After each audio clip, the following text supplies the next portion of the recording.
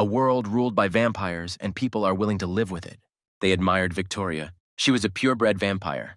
The girl turned to the guy, telling him that she liked his blood. In order to join the bloody race, Alexander was forced to renounce his human essence. He lived for his mistress, having abandoned all his former friends and relatives because Victoria ordered it so. There was a court in this world, and if you did not go to it, a person would be killed immediately. The world they lived in was crazy, and who was the real master of this world, people or vampires? Seeing bloody bodies on the floor of her own room, Victoria asked what kind of trash was lying there. She turned to the guy, saying that she couldn't stand even a drop of his blood, after which she asked if he still wanted to be her subordinate. The girl ordered these bodies to be thrown into the kitchen as ingredients for cooking. Jeremy tried to object to the lady, saying that according to the latest amendment to the Constitution, private consumption of blood is prohibited by law, and it would be more correct to send them to the factory for legal registration. Enjoying a glass of blood, she thought for a second, and then gave him the go-ahead to send the bodies. The girl thought that the blood race needed artistry so that people could grow up happily and carefree. In order to further transform the strong into dependents who will never betray their masters, but will also never become one of them, and to turn the weak into ingredients. The blood race had ruled the land for several years now, and blood was not a necessity for them. Victoria preferred regular food, but blood was still much better. Further events unfold in the Emerald City, in the apartment where Eric lived. The man who tried to wake Eric up said that it was very important. He called the boy a damn sleepwalker and asked him why he slept during the day, after which he threatened that if he continued to sleep during classes this year, the man would be forced to spank him. And there were only a few days left before classes began, and he had practically no time to correct himself. The guy woke up and sat on his bed, trying to come to his senses, while the man urged him on, saying that it was time for him to go downstairs and start receiving clients. He recalled that he had recently turned 25 years old. He remembered that night very well, because he had stayed up late with a project that turned out to be very successful. But in the end, his boss appropriated the result, and the company simply fired Eric. At the time, he was burdened with a mortgage and only had 50 yen left on his card, while his father was bedridden in the hospital. Eric was drunk that day. He sat by the river and thought about his life over all the past years. He did not understand why everything happened exactly like this. Then he saw a girl entering the water and tried to call out to her, asking what she was doing. However, she did not hear him, and the young man rushed after her, asking her to return to the shore. With the last of his strength, he pulled the girl out and thought about how even he hadn't done it. But for some reason, she had decided to do it. Having saved the girl, he let go of his hands and began to dive deeper and deeper into the water. Eric didn't remember anything else at all. Looking at his watch, he saw the date. Today was May 2077. The boy thought in fear. Wasn't it when he was only 18 years old that he didn't understand how it happened, how he managed to return to the past? Running out of the room, he tried to understand whether all this was really happening to him, or whether it was some kind of terrible dream. Eric hurried down the stairs. He ran into his father's barber shop and shouted at him. The young man threw himself into the man's arms and began to hug him. The father asked what he was doing and suggested that his son was not fully awake yet, and the boy calmly replied that he had just had a very bad dream. It was a very long dream. Walter hugged his son tightly, and he said that his father hadn't hugged him for a long time. Their idyll was interrupted by a client who asked if his haircut would be finished today. The man promised to finish the haircut right away and sternly asked his son if he really didn't have any work. The indignant client said that if it were not for his master who was in a hurry, he would never have come to this place, after which he threatened that if the master kept him after noon, he would destroy his house. Eric wanted to pounce on the guy, considering him too arrogant, but his father stopped him, jokingly saying that the first thing this man needed to do was find another job. The man said that the client must be present for an interview with the purebred noble Miss Victoria this afternoon. Father continued to say something, but Eric did not hear anything at all. He was immersed in his thoughts and wondered what kind of purebred he was. He did not understand what was happening to this world. He was interested in whether this was the world he knew. Having locked himself in the toilet, the guy began to look through all the latest news, and almost all of them in one way or another concerned purebreds and the blood race. He didn't understand what all this meant, and who these blood relatives were. The guy went to search in IO, expecting to find all the necessary information there. Eric read an article that said they were the leaders of the Earth. He was shocked by the information he received. The guy couldn't believe that people were ruled by vampires and blood relatives. The main character assumed that this could be an invasion of the Earth and tried to find information about it. He was haunted by the fact that the human race was enslaved by vampires. It seemed like it was taking forever for the page to load. He sat waiting to see what the search engine would return in response to his request. But instead of various articles on this topic, the guy saw a page with an error. Eric still didn't understand what was happening to the world. That horrible icon from the error page scared him a lot, and the guy hurried to turn off his tablet. He was still interested in what was happening in this world and why it had changed so much. But all these searches on the internet really scared the main character. He was completely lost between the world where he was before and this one. The only thing that was clear to him was that the world he was now in was not reality. Now Eric wondered if he remained himself in this new world. After all, he found a bite mark on his neck. He was both surprised and scared by the fact that he could have been bitten by a vampire. The guy continued to look at the bite mark when it suddenly disappeared from his body. He decided to rub his eyes thoroughly, thinking that he might have just imagined it. The guy thought that he should just come to terms with the situation that had happened to him. His eyes lit up as if he was already a vampire. The next day, Eric said goodbye to his father and went to school, who wished him good grades. Walter thought that his son was accepted into such a prestigious school only due to the grace of his ancestors. But the boy said that he got in thanks to his hard work and zeal. He also reminded his father that he needed to go to the hospital and get checked out, because in the world from which the boy came here, his father had terminal cancer. The young man hoped that if they managed to detect it earlier, they would be able to cope with this disease. Eric thought it was strange to be reborn in such a world. But despite this, he was not going to miss his chance. He happily declared that he was already moving towards a new life, but at that moment, someone called him trash. These people told Eric to get out of the way. The girls told him that this place was not for worthless people like him. They told him not to block their passage, because this part of the schoolyard was not for low-level people like him. After which, a man from the crowd explained to him that this place was for students with a Class A genetic level, and told him to move away from the red carpet. Eric remembered that he had seen information about the genetic level somewhere before. Taking out his student card, the guy saw that his genetic level was Class C, after which he wondered how a person gets his genetic class. Someone from the crowd came up to Eric and pushed him hard, shouting that he should get out of that place. A guy came up to him, pulled him aside, and told Eric to quickly follow him. Eric looked at the guy and, thinking that his face seemed familiar to him, asked him if his name was Ricardo.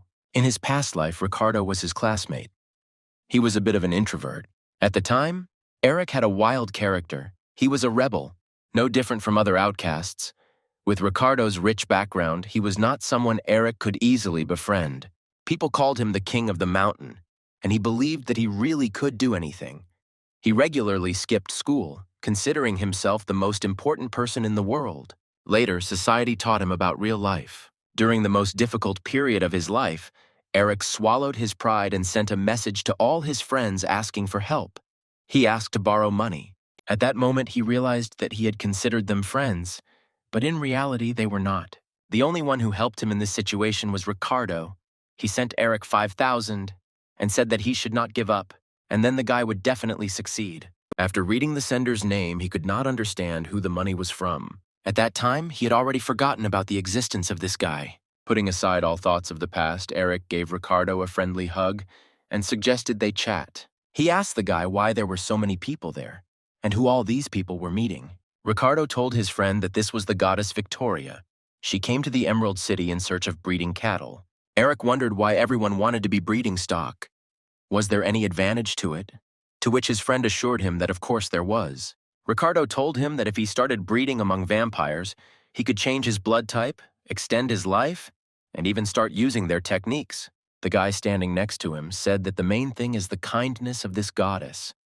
If there had been another pure-blooded nobleman in her place, there wouldn't have been such a fuss around him. He said that kindness is an important step for everyone.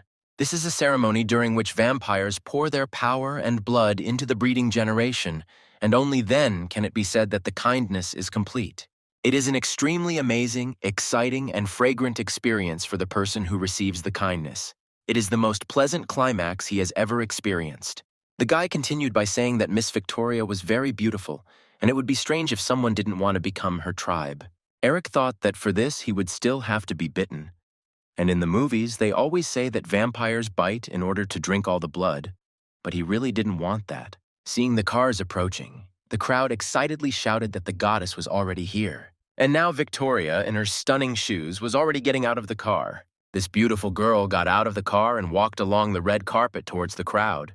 The pure-blooded goddess was a very important guest of the Emerald City, and not only ordinary people came to meet her, but also the head of the academy with the mayor of the city, who for some reason once pulled a smile onto his face. Everyone except Eric greeted the guest with their mouths open, and he turned to his friend, saying that all this had absolutely nothing to do with them. The main thing now was to come to school earlier, study more, and increase their importance in this world. He said that his past life taught him not to rely on others and to rely only on himself. One day, the help of higher powers will disappear, and everyone will have to fight on their own. Eric led Ricardo away from the crowd, saying that many people want this bliss, but it has nothing to do with them. Ricardo tried to resist because he wanted to experience it for himself. The guy saw how the remaining people began to fly away in different directions. Some even spat blood. The guy got scared and started running away. However, Eric grabbed him by the hood and tried to hold him back. His eyes suddenly glowed red. And behind their backs, a real battle began between the purebred and the man in the black suit. Eric couldn't understand anything. He covered his comrade with himself and tried to observe the situation. The man attacked. His attack was aimed at the city's mayor, but the pureblood managed to block it. The mayor thought that if Victoria had not blocked the blow, he would have been in great danger, since his security had not had time to react at all. He thought that his powers were quite great, because he had a genetic level B, but this man's powers were comparable to a star flare. The man did not understand who could have sent this killer. Meanwhile, the guy in black disappeared as quickly as he appeared. The guards rushed in pursuit of him. They were given the order not to let the attacker escape. Eric led his comrade away from the battlefield, which looked like it had been bombed. Victoria was perplexed by the fact that the killer managed to get away so easily. She was outraged by the level of security in the city. But the mayor tried to explain to her that a very important conference was soon to be held in the Emerald City, and the main security was sent to the place where it was to be held. And he was calm, because next to him was a purebred with a genetic class A. She was the best fighter in the city. Seeing Eric, the purebred thought that she was looking at a very interesting specimen. While the others failed to even protect themselves, this guy was vomiting blood while saving others, which she found curious. That same client from Eric's father's barbershop crawled up to Victoria from behind, shouting that he was that same genius with the highest genetic level in the academy, and he was ready to serve her. Almost all the survivors started shouting that they wanted to become part of her family. One of them said that he has a photo of a girl with her autograph, and he is her fan. The second said that in his family there was a marriage with a purebred, and the girl, not listening to them, asked if they knew why genetic levels exist. Someone from the crowd replied that human genes are weak, and after receiving noble blood, a person may not be able to withstand the energy imbalance and fall into a rage, followed by death. So from birth, the human race was divided into genetic levels. This person said that there are 5 levels in total, and a person with level A has the easiest time mixing blood. Thus, the chance of successfully mixing with a noble is 90%, while for Class E, it is only 10%. Victoria said that he was right, but he missed one point, saying that everything was based on the goal of obtaining grace and applies to both humans and pure-blooded aristocrats, but they have no restrictions. Regardless of the level of ordinary people, success with purebreds, as long as they give grace, is 100%. So as long as Victoria gives noble blood, Class A is no different from Class E. In the eyes of the girl, everyone is equal. The guy said that it was for this reason that purebloods could be considered nobility, and that was also why Class A was the strongest. The aristocrat asked if rank was an indicator of strength, after which she said that after accepting blood, everything starts from the very beginning. This is a world that this guy was not given to understand. After that, she asked why she needed a loser. The guy was upset by what he heard and asked if he had really lost the election. He called himself a loser, saying that adults would not accept him. He did not see the meaning of life and wanted to kill himself. Asking him to stop, Eric kicked the knife out of the man's hands. He pounced on the guy, saying that if he wasn't destined to become a member of the pureblood family, then maybe he shouldn't try. There were still plenty of reasons to live. He assumed that this man was sick, because he was ready to commit suicide simply because an aristocrat said a couple of meaningless words. Eric believed that he wasn't destined to understand this world, and now he would have to go to a mental hospital. He continued, suggesting that these people now needed to see a psychiatrist. He did not understand the reason for their disorder. Victor attacked Eric, saying that he didn't understand anything at all, and asked how he dared to stop him from committing suicide. The guy wanted to kill the main character.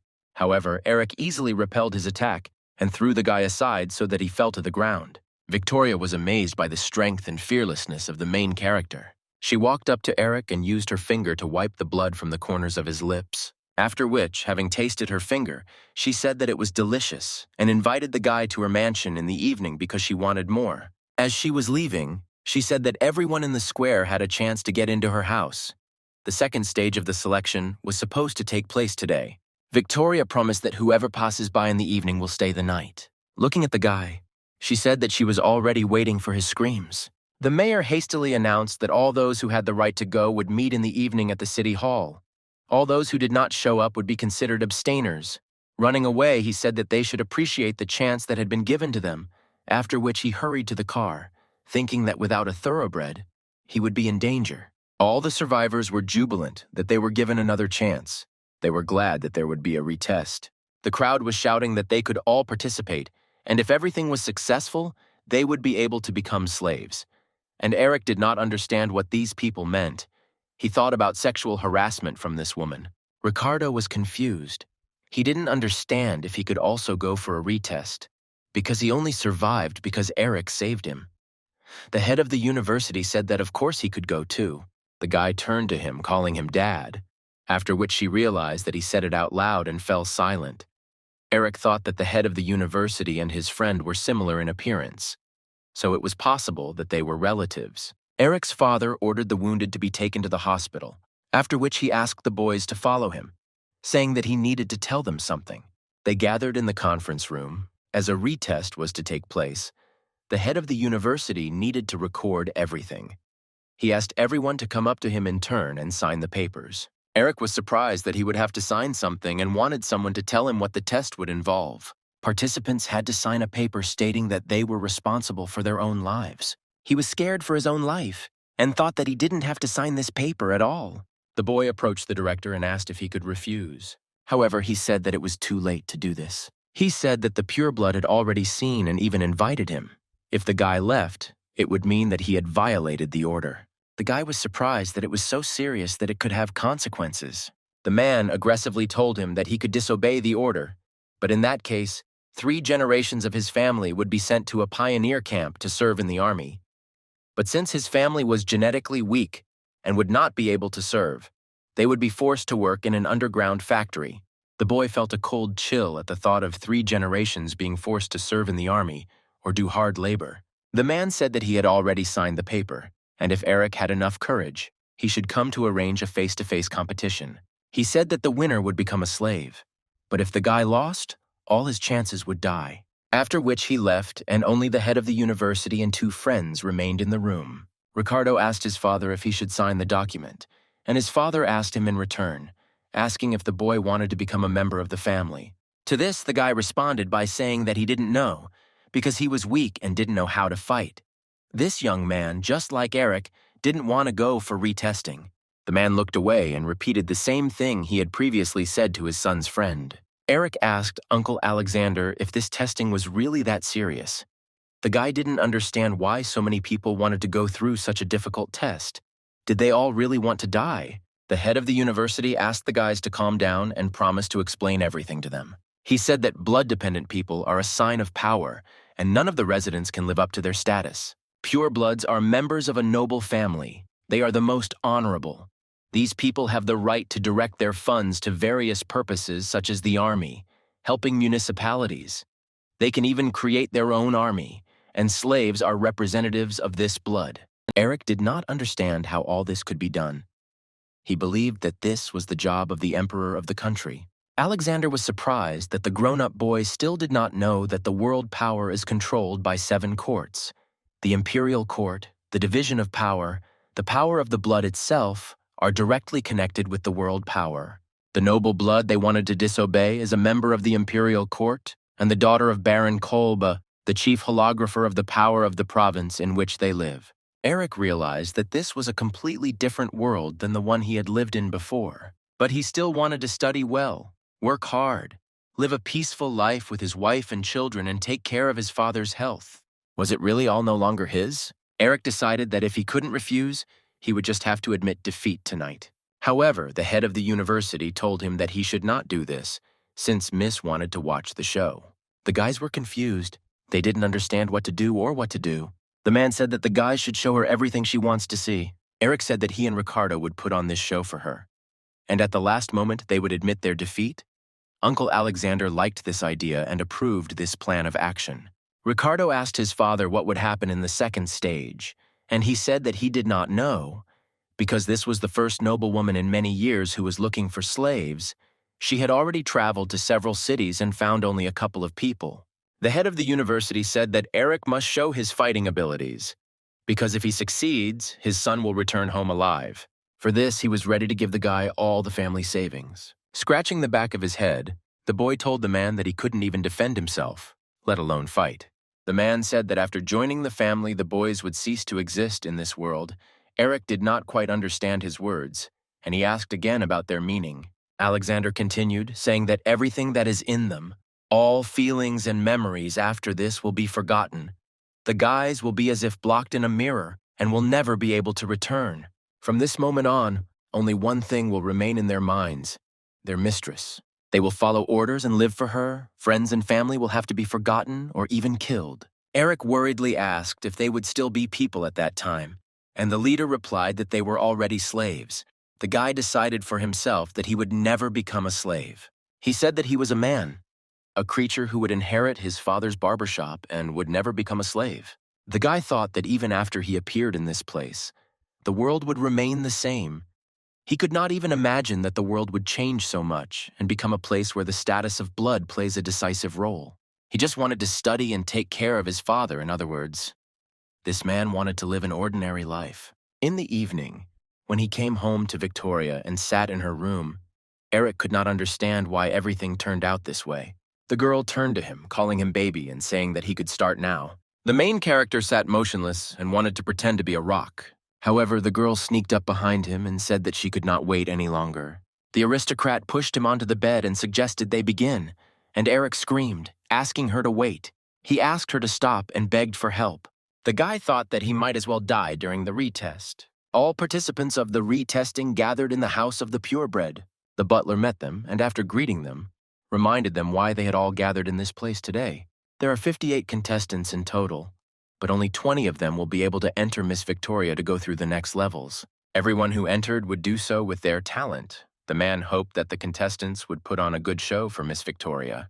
Eric was surprised by such a large number of contestants. He remembered how Uncle Alexander told them that they would have to go through at least 3 tests. As far as he knew, Miss loved different entertainments, and one test would not suit her. The guy thought that they needed to pass at least one test, otherwise they would be compared to trash. He just had to pass it. Only 20 out of 58 people will be saved, meaning less than half will pass. One of the contestants asked what exactly they would be competing in, and said that he wanted to start quickly because he couldn't wait to meet the lady. Many supported him by saying that they also wanted to see her quickly. They all shouted, asking to start as soon as possible. Klaus told the participants that they would be watched from the moment they entered. And all those who speak without permission or make noise will be excluded. The previously noisy crowd was outraged. Someone even asked how this was possible. The first rule to become a member of the family is to be obedient and know how to behave. And if a servant speaks without permission, then he shows his disrespect to the mistress, after which he asked if the boys agree with him. One of the contestants said no. Klaus called an observer to him and asked him how many well-mannered people there were among the contestants. And when he was told that there were 32, he was surprised that there were so many of them.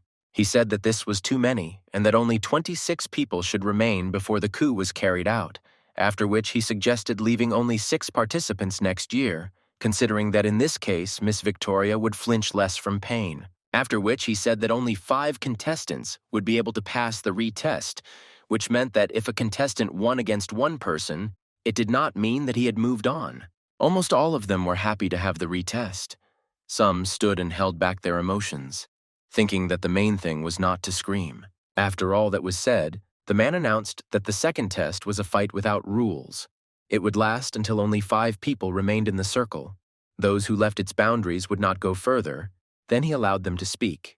The guys were scared to think that they had to kill their competitors. Eric thought it was fortunate that he and Ricardo weren't chatting.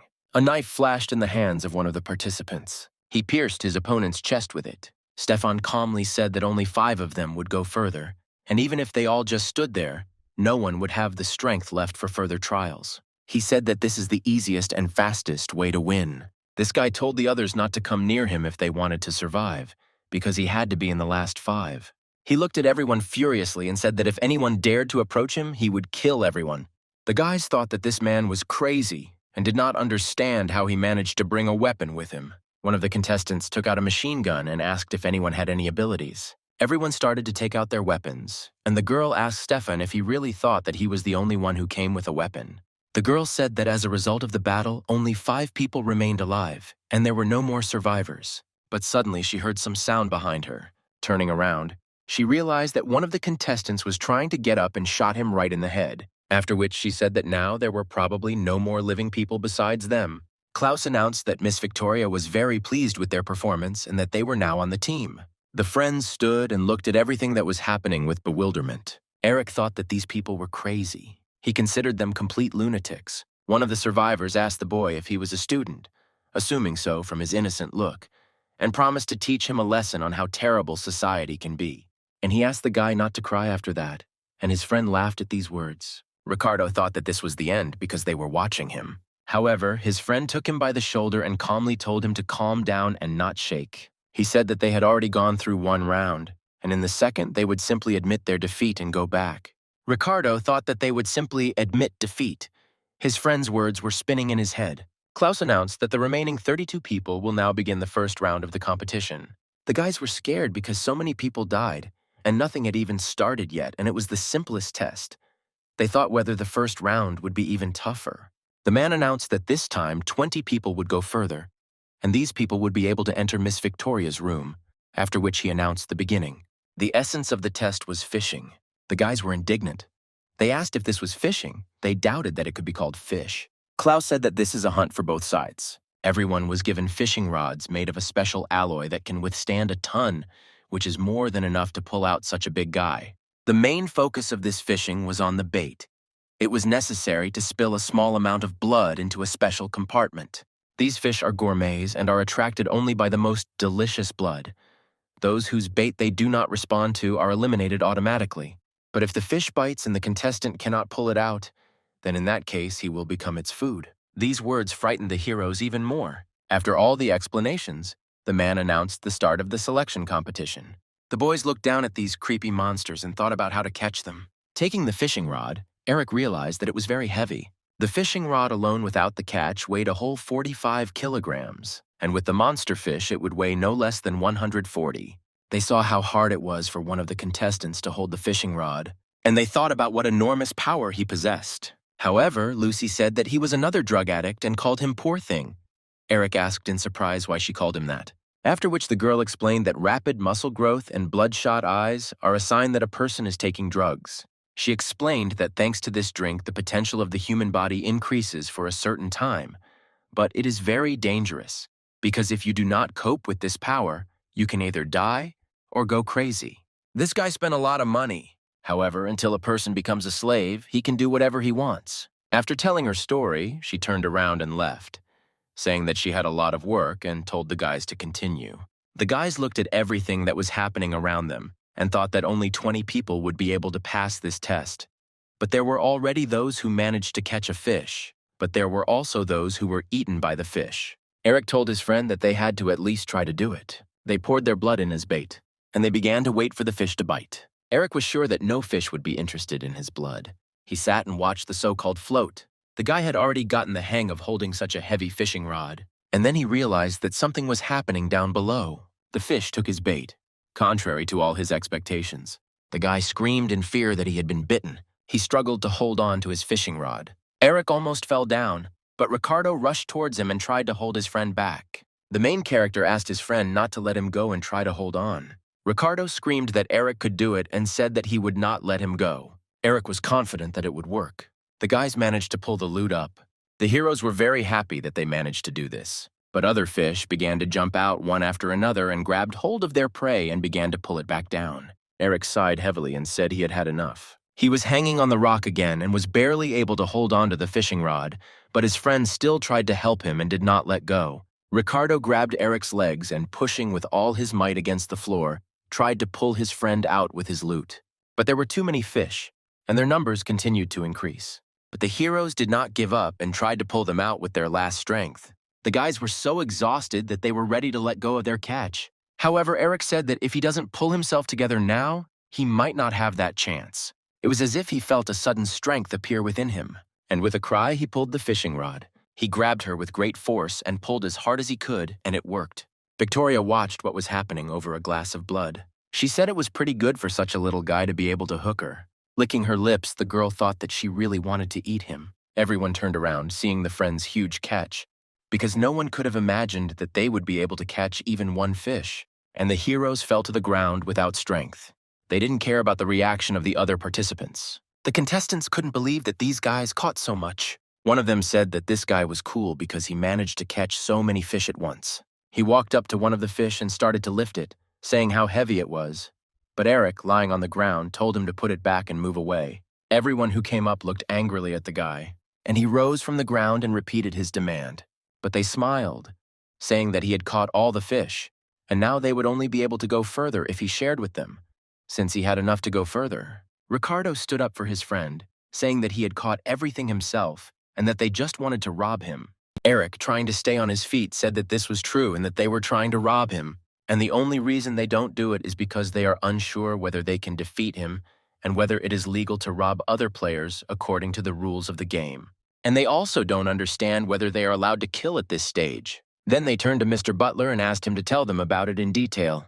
But he said that Miss Victoria is always for peace, so according to the rules of the game, this is prohibited. But gentlemen must observe the etiquette of modesty, and since Eric has so much loot, then why doesn't he share it with the rest? Otherwise, he will become a target. After these words, the boy took one of the fish and threw it to Ricardo. He said that they were all friends here and therefore should help each other. Everyone else was delighted by this and stood waiting to receive the spoils. But the guy decided to return the fish back to its habitat. The other contestants were angry and asked what he was doing, and he replied that he was helping them because they were the ones who complained that he had caught all the fish and there was nothing left for them. They asked if he really wanted to be watched that much, but he calmly replied that it was a tournament and only one of them could become a slave. Eric said that if he shared his fish with them, they would not stop being his enemies, and in that case he needed to get rid of more enemies while he had the chance. But if he started giving away his catch, it would be a real suicide. Alex said that this guy is too self-confident. After this, Eric decided to give one more hope. He offered to give the fish to anyone who would kneel before him and call him daddy. The guy advised them to think about it, because he would soon run out of fish, and it was unknown how long it would take the others to catch it. He ordered them to kneel before him immediately, reminding them that only 20 people would advance in this round. Alex asked if he really thought they would do that. But before he could finish speaking, Ralph had already dropped to his knees and was shouting, "Daddy." Turning to Eric, the guy praised him and threw him a fish. Ralph clarified that the man's name was Eric and promised to kill him later, to which Eric replied that it didn't matter and asked who else wanted to kneel. He offered them to become his dog since they could kill for the chance to stop being human. Alex told Eric that he would definitely be killed, but he was calm and replied that he was tired of listening to it. He ominously announced that there were only 3 fish left and asked if anyone else wanted to kneel. After some time, several more people knelt down. Ricardo asked Eric if all this wasn't too much for an ordinary student. The protagonist answered no and asked his friend to look into their eyes. All they wanted was one thing: to have the opportunity to become a member of the family. Eric didn't understand the point of killing people just for the chance to join a blood clan. They were all no longer human, so he saw no reason to be humane with them. He considered these people a bunch of trash. Ricardo felt like his friend was becoming a completely different person. He used to be a little weird, but now he's like crazy. He also somehow managed to pull out all these fish. And in the end, what happened to his body? Hot but cool blood from the heart filled his entire body drop by drop.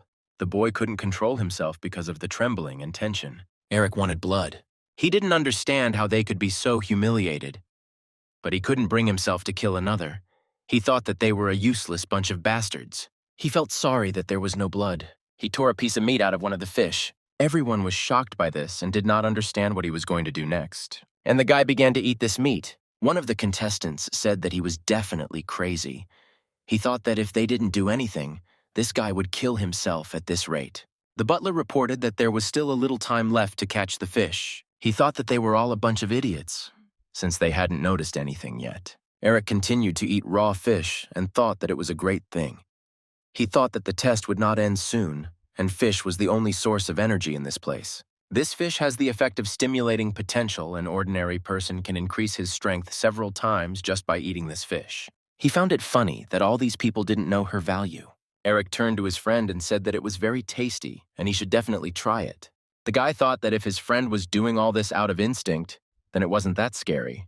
The guy from the barber shop asked Klaus if he could deal with the fish he caught himself. Having received a positive answer, he began to cut up the huge fish. Seeing how he handled it, the butler thought that he was very well trained, and not all the idiots here were becoming more and more interesting to Klaus. Finally, 20 people were determined who made it to the second stage. Ricciardo thought about the fact that 11 people had been eliminated.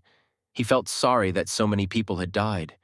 He remembered that their goal was simply to get to the second round, and after the opening they would announce their defeat. He turned to Eric and said that they were finally safe and could go back, for which he thanked his friend. However, Eric did not react to his words at all. He looked at his rivals and thought about what was still ahead. The guy saw that they were also looking at him, hinting that he was a corpse. Eric didn't lose his composure and showed them the middle finger, and Ricardo irritably asked what he was doing. Ricciardo suggested that they just leave, since there was no need to challenge them, but his friend said that they were the ones who provoked him in the first place. He continued, trying to convince his friend. The guy said that most of those who went further were familiar and were a team. Of course, there were some loners, but they were few and far between. They all carried weapons with them, as if they had known the rules of the game for a long time. After these words, Eric suggested looking up information about this on the internet. It turns out that after some people became slaves, they revealed the secret and promoted their people to the top. These people are vicious, and their position as members of a noble family was secured for them. Ricardo said that in that case, nothing at all depended on them, and Eric asked again if he had seen their eyes. No matter what happens in the second round, they will attack in a group immediately after it starts. Eric asked his friend to kill him first, but Ricardo suggested that he surrender before the second stage began. But Ralph said it was too late because Eric had humiliated him. He turned to Eric, saying that for the slaves he was a simple, low-born man. This guy said that their whole group are members of the same family, and they were born with noble blood, so he and Eric are different. They were prepared from childhood to become slaves. Eric responded by saying that he understood why Ralph was so useless and forgotten. He turned to Ricardo and said that he was right and they were no longer human, and everything that is inhuman should not live. The whole group laughed, and Ralph talked about how scared they were that he might kill them all. One of them said that Eric was just a chicken and didn't deserve any attention at all. He said that besides them, there were other people who knew in advance that they could bring weapons with them, and they definitely need to be careful. Ralph turned to his brother, saying that he was the strongest of them, and asked him not to forget about his brothers after the victory. Everyone was interested in what would happen in the second stage of the competition, but regardless of what would happen there, the competition would remain the same. Eric asked his friend to give up at the very beginning of the competition, and his friend asked what about him. But Eric replied that as his friend had already heard, whether he won or not, they were going to kill him, so at least for that sake he had to go on. At least you can kill these people first. Ricardo said that his friend looks scary and scares him more and more. He asked what happened to him. Eric replied that he himself did not understand what had happened, but the blood was filling him. He is driven by intense hatred, and he can do nothing about it. They announced the start of the second stage, and that out of the 17 eliminated, only 3 people would be able to advance to the third. The next task is called the Lost Building. Participants need to get to the 99th floor, where Victoria is waiting for the first 3. If they do this, they will have a chance to become a slave. Competitors were provided with information on the location of elevators and stairs. The butler said that all 4 elevators can reach the 89th floor, but the 99th floor, where the lady is located, can only be reached by stairs from the 60th floor. After a short explanation, he asked everyone to come to him. He asked everyone to indicate the floor number that would be used as a starting point. They could choose from 1, 89, Ralph was surprised that participants could choose their own starting floor. Klaus explained that if everyone started from the first floor, it would be chaos, and many participants would have their scores lowered. And he also noted that Miss Victoria would like to see a variety of different strategies, and perhaps even drama. The guy assumed that everyone would naturally choose the 89th floor and run the last 10 floors. But the guy next to him explained that not everyone would make that decision, because those who start from the last floors would be the first to encounter trouble and be physically exhausted. Ralph suggested that his entire team start from the 8th floor and simply kill everyone else. They all thought about it, because they had a difficult choice before them. Ricardo told his friend that as long as this gang was a single whole, they were invincible, and asked why they didn't all just give up. But Eric replied that they wouldn't do that. The guy looked at them with a piercing gaze and thought. His thoughts were interrupted by a friend who asked if Eric thought these guys would fight each other. Eric said that they would certainly do this, because only one of them could become a slave. And even if they were so friendly, then why did only the fat man kneel before him and ask him to give him a fish instead of asking his friend about it? All they can think about is how to kill each other. After which Ricardo asked his friend from which floor he wanted to start the test, and he replied that he had already decided everything for himself. The piece of paper that Eric handed in had random written on it. After the man saw the inscription, he looked at Eric and thought that this guy was very brave. Has he really stopped being afraid and isn't worried that he might accidentally end up on the 89th floor? The observer asked the butler what they should do in that case, and he asked what day it was. Hearing in response that today is the 17th, he decided that the guy should start from the 17th floor. After everyone had decided on the starting floor, the butler wished everyone good luck and said that Victoria was waiting for everyone. Then he waved his hand and gave the command to begin. Glowing circles began to appear on the floor around each of the participants. The boys didn't understand what they meant and were excited about it. These circles began to rise upward and pulled the participants along with them, who quickly flew upward. Having stopped, Eric began to look around.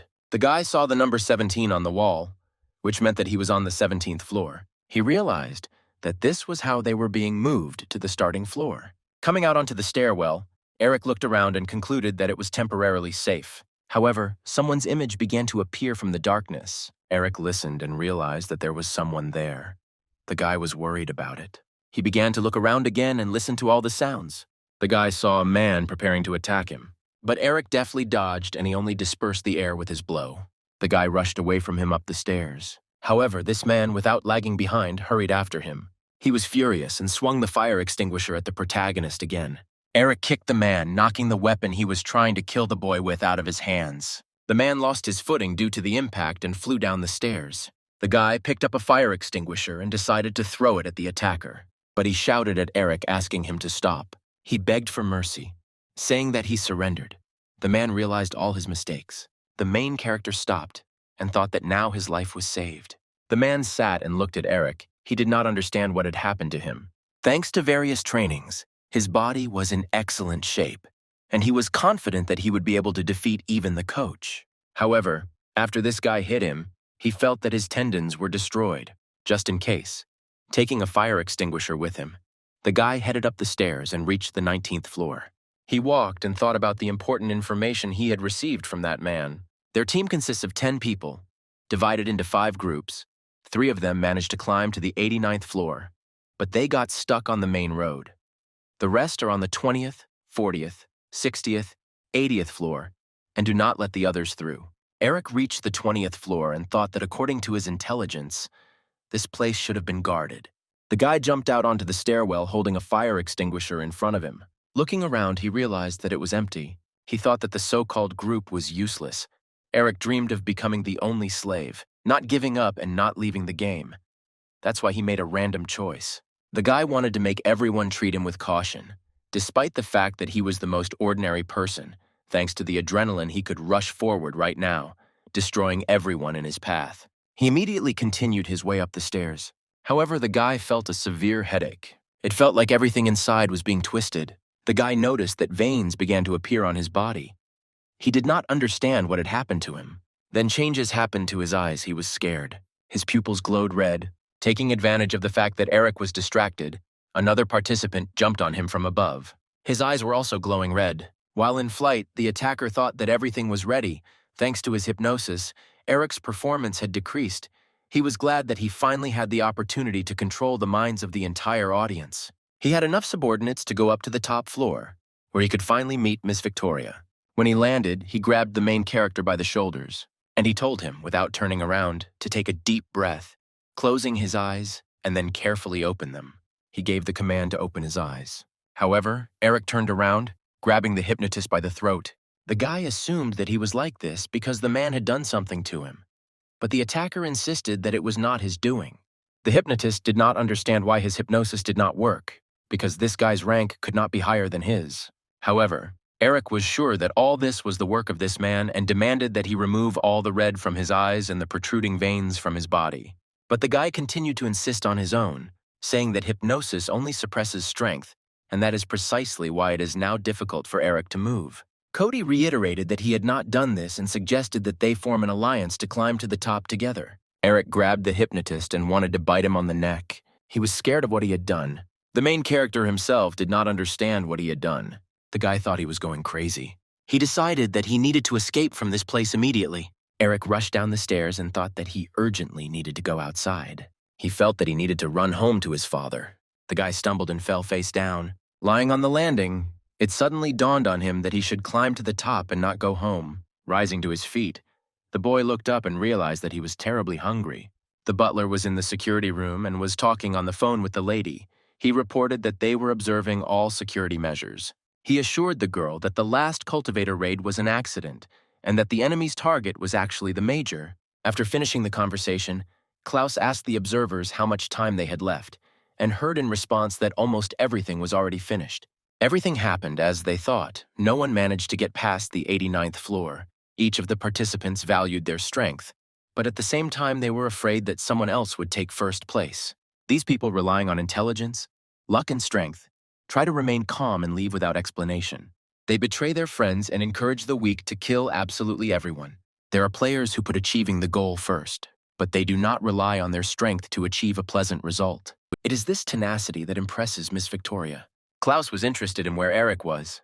The observer said he needed to see where he was. They found him through the cameras and were surprised that the guy had already managed to reach the 89th floor. Now he was in the very center of events. Looking around, Eric saw pools of blood and bodies lying everywhere. Taking a closer look around, he saw that he was surrounded by many strange people.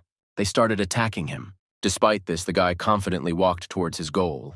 The main character walked past the corpses, completely oblivious to everything that was happening. Some participants even stopped their fight, noticing his confidence. But Eric wasn't interested in anything at all.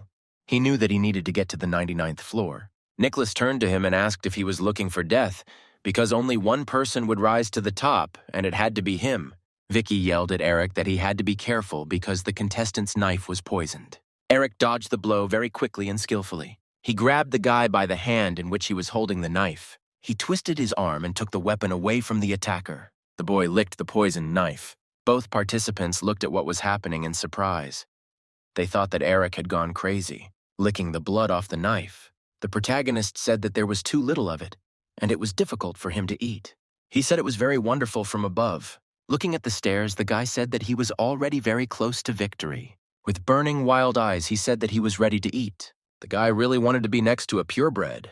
Leaving all the combatants behind, he continued his way up the stairs towards his goal. Vicky hurried after him because she understood that 3 people could climb to the top floor. Seeing that the 2 were heading towards their destination, Nicholas also ran after them. But all the other members of his team ran after him. They pushed him to the floor and tried to stop him from going up, and he asked what they were doing and shouted that it was a group attack. Now there was a whole mountain of corpses lying in front of the treasured staircase, and Nicholas continued his ascent, striving to achieve his goal. He could barely move, but he kept telling himself that he had to join the bloody clan. He simply had to do it. Miss Victoria was in her room, waiting for the 3 surviving participants, who were already on their way, to appear. The girl said that she really liked the dishes served today, but the most delicious were the battles near the stairs, because the seasoning of despair and the desire for victory is the best snack. Soon the aristocrat was to be served 3 main courses, and she was interested in which of them would give her more pleasure. Victoria was eager to get started and suggested that the party get started. Pleasant music began to play in the hall. Everyone present was wearing masks. They were dancing and enjoying the atmosphere. The musicians played, creating a pleasant atmosphere. Someone announced that the contestants were approaching, and everyone stood at the door, waiting for them to appear. The doors opened and 3 participants entered the room. They got to the ball, at which all the noble families gathered. Nicholas was angry. He didn't understand where Miss Victoria was and what was going on. But the girls in masks said that he shouldn't worry, because Victoria was among hundreds of beautiful ladies. The players were congratulated on reaching the finals and given the next task. They had to find Mrs. Victoria among 100 beauties. She may be the most beautiful, or she hides behind the curtain, wearing a mask like everyone else. What if she dressed like a man, or worked as a waiter so that none of the contestants would recognize her? The contestants had only one try. After they made their choice, they had to ask the girl to dance. The real Mrs. Victoria will stay with the winner and take him to her room, and those who make a mistake will become prey to the nobles present. The girls advised them not to make mistakes, and laughingly said that each of those present could be Miss Victoria. Those present grinned, but the guys didn't know how to find that real aristocrat. They were given a time limit and were told to choose a dance partner within 30 minutes. Nicholas looked at his opponents and thought. His thoughts were interrupted by Vicky, who said that she knew what he was planning. The girl decided that he wanted to kill her, and Eric in order to 100% become the only winner. But the girl said she wouldn't allow that. She knew she couldn't defeat Eric, and decided that instead of being an enemy, it would be better to use him as a shield. She asked Nicholas to follow the rules of the game, but the girl was determined to kill everyone in the last seconds, simply by using the bomb in her body. The girl belonged to an organization that kills traitors who have completely lost their humanity.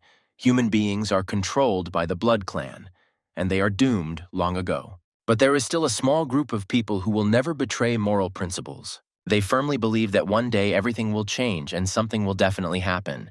The girls in the audience advised them not to waste time and to start searching. One of the beautiful ladies pulled Nicholas towards her and asked if she looked like Victoria. She said the guy looked worried, and Vicky, who was watching what was happening, decided that the man was an idiot. One of the people present said that she knew Victoria very well and offered to help in the search, but Vika refused, saying that she could handle everything herself. The girl suddenly developed a very severe headache. Victoria watched everything that was happening from the balcony. It seemed magical to her. She said that since the government approved the law on the protection of people, there were fewer hunts and entertainments in the world, not to mention such large banquets. Victoria's sister Elizabeth approached her and said that the girl really knew how to play with death because these were her candidates for slaves. The girl was sure that no one would be able to find her sister because the hall was filled with beautiful girls, and people do not know how to keep their thoughts to themselves, much less look for someone. Pointing at Eric, Victoria said that even if that was the case, that little guy wasn't that bad. She felt that he would prepare an unexpected surprise for her. The pure blood didn't even have time to notice how the guy ran up the stairs. Grabbing the girl's hand, he said he had caught her. The girl asked him if he was sure and if he was afraid that she was not the right person. He said he was sure because she was completely different from the others. He said he wanted food and promised to eat her. The girl was delighted by his words and suggested that in that case they skip the dance. She led him after her and said that she wanted to watch him eat her. Seeing Victoria with her rival, Nicholas fell to the floor in disappointment that it was not he who found her. The guy thought it was impossible and he couldn't lose. Vicky thought they wouldn't be able to leave and she needed to detonate the bomb right now. She didn't understand why the button wasn't working, whether the bomb wouldn't explode.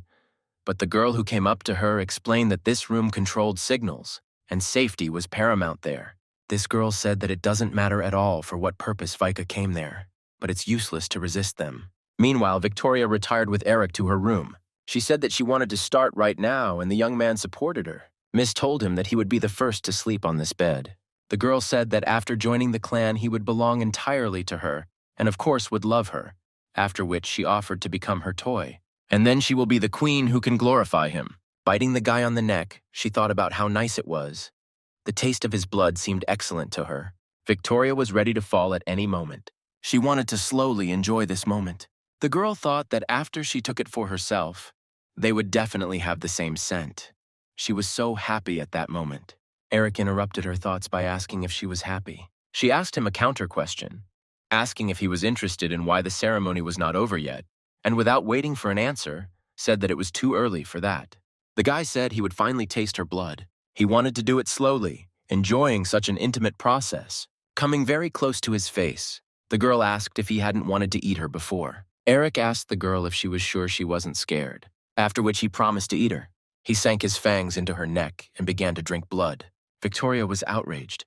She didn't understand why he had fangs. The girl began to struggle and screamed for him to let her go. She asked him to stop. Victoria didn't understand what was going on. It seemed to her as if they were putting a mark on her.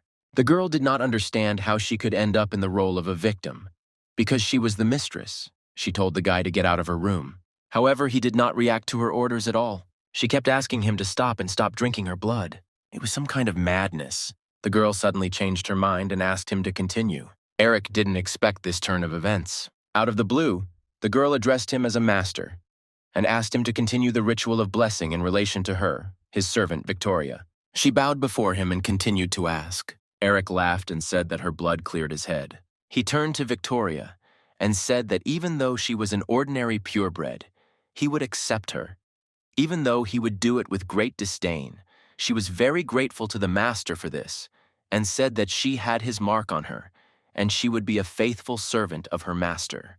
He decided to please his servant and give her a bloodstain in honor of the special occasion. The girl was truly overjoyed with this gift. Victoria thanked Eric for his gift. She said that she was very pleased to be part of such a powerful family and that she could not leave her master now. She asked him why his body was so weak and told him that at first she did not recognize him, but Eric replied that it shouldn't bother her. The guy said that he needed to rest and digest everything, and the body would do the rest. This body is him in his youth, and therefore the girl should be faithful to him. He didn't want to attract attention, so he decided to declare that he was now her slave, after which he lay down on the bed and said that he would be first. Victoria watched Eric sleep and thought how cute he was when he slept. However, she understood that this gentleman had lost his memory, and she should not frighten him, after which she thought about what she should do. When Eric woke up, his head hurt again. When he saw Victoria, he was perplexed. She called him her little servant and congratulated him on his choice, after which she suggested they begin. Victoria asked Eric why he didn't approach her. She assumed that he didn't want to have fun with her. The guy began to justify himself in response, saying that he was just sleeping. He said he would leave her and tried to leave the room, but the doors would not open. The girl approached him and said that if he didn't start, she herself would be forced to take the initiative. But Eric pushed her away. The girl asked if he really wanted to give up on her, give up help and the chance to become part of the blood clan. Eric got angry and clenched his fists. He felt awkward being with the girl like that. Victoria assumed that he would resist until the very end. The main character said that he would rather die than allow himself to become someone's doll. But the girl said that he was wrong, because no one should resist when a stronger personality becomes the master of his mind. He should only be glad that he found a clan and a home, because subconsciously he wants to be with the owner and touch him, kiss him and satisfy him. She asked the guy not to rush to resist, because she had a proposal, and the girl asked him to listen to this proposal. The caravan of cars pulled up to a large, beautiful building, near which a crowd of journalists had already gathered, ready to greet the passengers of this car. The girl was reporting on the topic of how the last purebred chose his dependent from among ordinary people 10 years ago, and that is why the selection of slaves from Miss Victoria attracted so much attention. Everyone was eagerly awaiting the arrival of this lucky guy. The car door opened and the stunning Victoria stepped out. The nobles who met her were surprised that she actually took an ordinary man as a slave. It was a tradition in their circles to take members of old loyal families as servants. Everyone was waiting for Eric to appear because he was that very slave. Everyone was interested in only one question. Who is this man? He walked proudly next to Miss Victoria. All the paparazzi were in a hurry to take more pictures of them together. The general public was also very curious, looking at the guy and taking pictures. Someone shouted that this was the very servant chosen by Miss Victoria. This man said that he looks every day, and there is nothing special about him at all. They say that he is an ordinary person, and his family works in a hairdressing salon. People did not understand why Miss chose him. They believed that the girl had chosen an ordinary weak man without a pedigree as her servant, and if he suddenly died, she would not be upset at all and would choose a new servant. They said that it was just for testing and could be replaced at any time. Victoria gently took his hand and asked him not to be upset, but to look at the camera with a smile. She promised that he would be in all the headlines that day, after which she said that pretending to be a servant was a difficult mission and he would have to try. After passing the crowd, they finally reached the entrance to the building. Rudolph met them at the entrance. After greeting them, he thanked Miss Victoria for attending his banquet and conveyed his greetings to her father. He looked at Eric and noticed that his strength was exactly the same as his mistress's, which meant that he was actually her slave. Victoria whispered to Eric that he was being watched, because many were not happy with the fact that she chose him and accepted him into the clan. She pointed to a couple standing on the stairs and said that some of them couldn't wait any longer. Since the Blood clan was inconvenienced by doing anything, they sent their servants. Eric didn't understand why they needed to do anything, because he was an ordinary person without any powers. He didn't understand what he could do to them. The girl said that if he got rid of them, then as a reward she would teach him how to use magic. The guy was very interested in this proposal. Only genetically strong people could possess all types of magic. Leaving Victoria, Eric went after the other two servants. On the way, the guy thought about how he ended up in Miss Victoria's bed, because he didn't remember it at all. The guy and the girl opened the door in front of him, which was hidden behind a curtain, and told him to go inside. The girl smiled and asked him what he was thinking about. Was it really about how to make Miss Victoria sleep with him? And the guy accompanying her said that such a thing would never happen. Before the main character managed to enter the door, the guys told him that this test that every newly joined servant of the clan must pass is called the Night of the Dependents. On this day, the man himself, his manners and upbringing, his mind and body, and of course his pedigree had to be shown. No one can stop the ritual performed by the royal court. The guy entered a room in which there was a huge table and beautiful wooden chairs around it. An older woman dressed in a black robe turned to the newcomer Eric and ordered him to take a seat at the table. She told the guy and those who came with him to hurry up because everyone else was already gathered at the table. Eric felt awkward and quickly sat down at the table. The woman introduced herself as the director of the Night of Addicts, after which she explained that immediately after the appearance of the addict, and before the start of the first dance, he must participate in this ceremony, which is a royal tradition. After everyone had gathered, she announced the beginning of the test.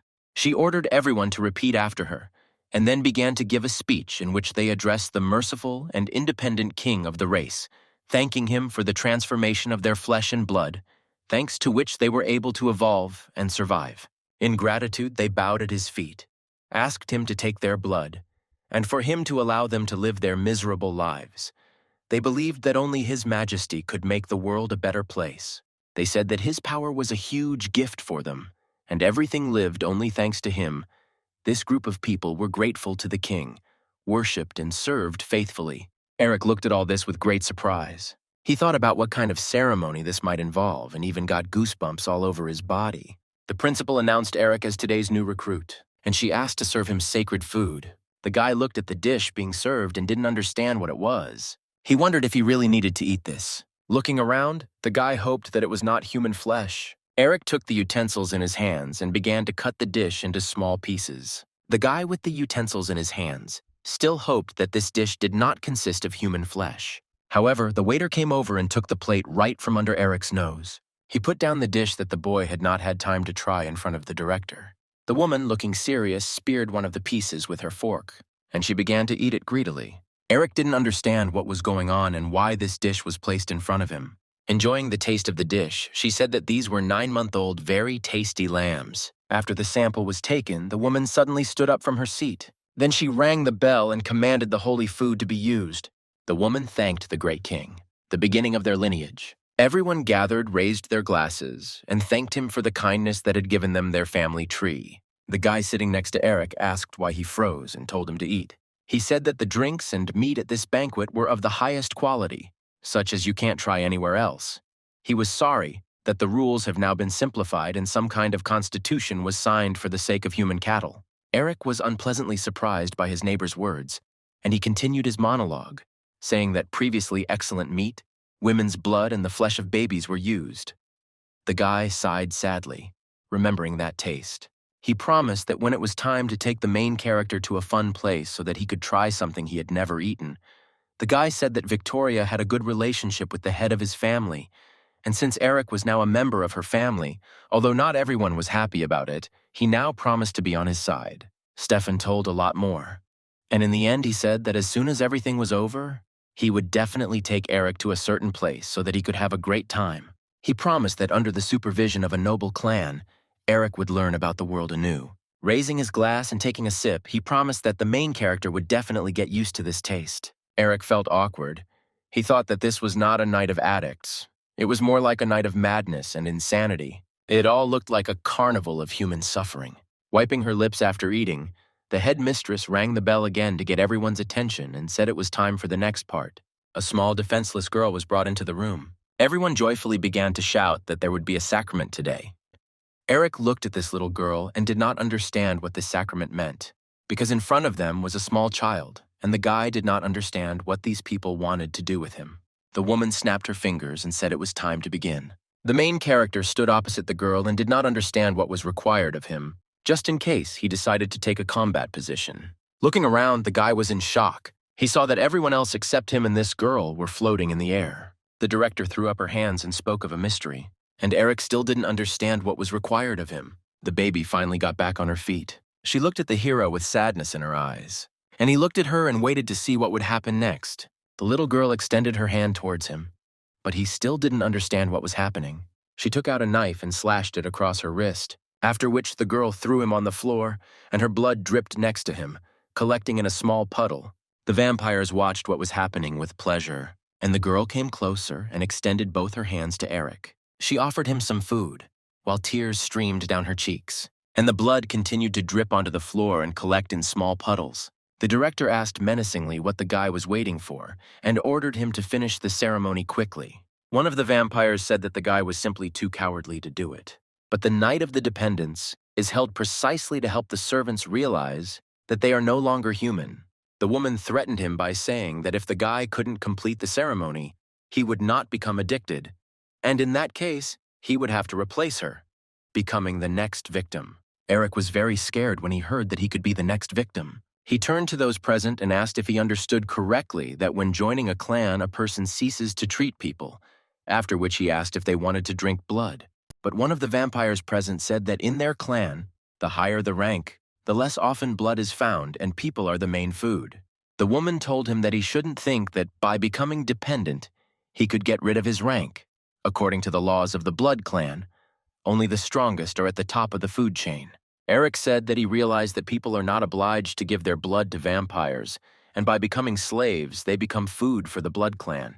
Those present said that this was indeed the case and asked him to be more respectful, because having become dependent, even if his blood was pure, he could not compare with them in any way. They said that they could eat the slaves at any time and ordered him to quickly complete the ceremony and then donate his blood. After dividing the blood, he would be able to understand what the higher and lower meant. They ordered Eric to admit his position. Having become dependent, a person can feed on human blood, but he still remains food for higher beings. This is exactly what the Night of the Addicts shows. Approaching the girl, Eric said that everything that was happening was making him angry and that he really wanted to kill them all. Meanwhile, a woman approached Victoria on the street. She wanted to introduce her son, who was the chief of the provincial police. The guy approached her and said that he had heard about Miss Victoria, after which he introduced himself by saying that his name was Yehan. He asked if he could ask the girl to dance, but she apologized, saying that she had to refuse. The woman explained to her son that the girl did not want to dance and suggested that he take her to a quieter place. She watched the young people leave and thought that this could help raise the status of their family. Rumors said that the ruler's position in the Eastern Imperial Court was now unstable, as the emperor was suppressing him. She ignores the situation and makes ordinary people become dependent. A little girl tries to fight against a huge force. The woman thought that if Victoria was smart enough, then marriage was guaranteed for their family. Victoria noticed that the guy's mother was watching them and told her interlocutor about it, but he only said that his mother, "I was simply interested in the girl's behavior," and then continued my story about my work as a police officer. However, the girl did not listen to him at all. She was distracted by her thoughts, and he, noticing this, asked what she saw there. But the girl replied that she was simply worried about her servant.